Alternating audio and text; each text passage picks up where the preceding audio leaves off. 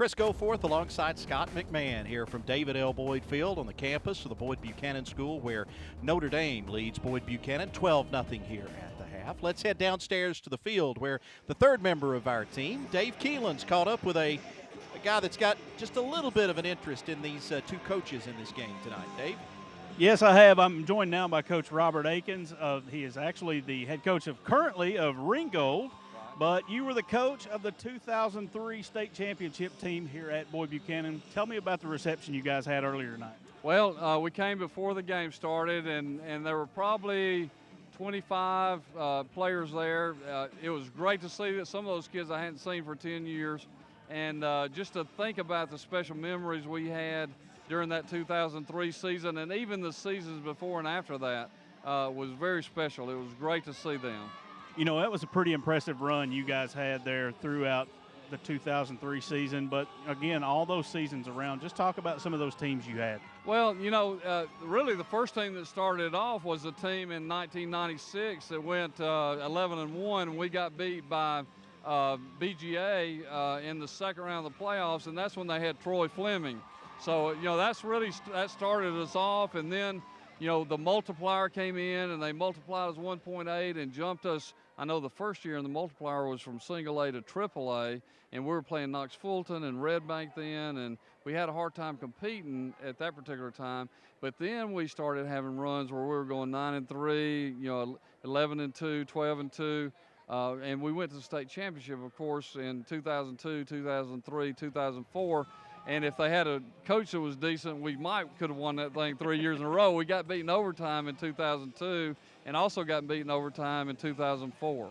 When you look across the field and you see two of your former coaches now head coaches, what does that say to you? Well, it makes me proud. Number one, these are guys that I knew early on would have a chance to be head coaches. And even today, I tell my coaches at Ringgold, if you don't want to be a head coach, I don't want you coaching for me. Because if you don't have those aspirations and you don't want to get better as a coach, then you need to find something else to do. So these guys really make me proud, and they've had a huge impact on these young men just because of the way they treat them, the relationships they build.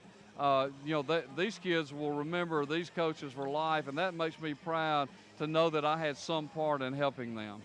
Coach Robert Akins, we appreciate your time, and let's send it back up to Chris and Scott.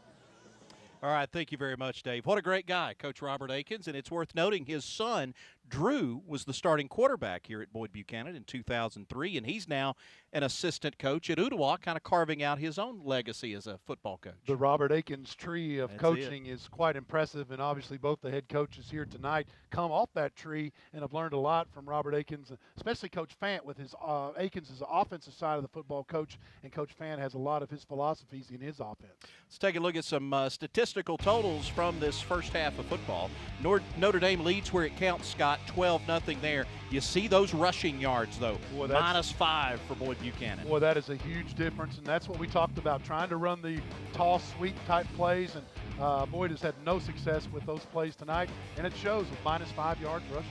When you take a look at some individual totals from the first half, Jim Cardwell, 9 of 15 passing for 88 yards. Not a bad first half, right. 2 interceptions. Two interceptions, and that coupled with the lack of rushing the football, and all of a sudden you've got a big goose egg at halftime on scoreboard. Clay Heltzel, 8 of 14 passing for 79 yards for Notre Dame. And again, I don't know that we've really seen Notre Dame fire on all cylinders yet tonight either. No, they've shot themselves in the foot some with penalties, and need to kind of shore up that offense as they go into this season. This just being game 3, I think game 4. I think you will see Notre Dame really hitting on all cylinders offensively. It's 12-0 Notre Dame. We'll have the second half kickoff as we come back. This is High School Rivalries, powered by EPB Fiber Optics. Make the smart You're watching move. High School Rivalries live on the CW Chattanooga, powered by EPB Fiber Optics. Make the smart move.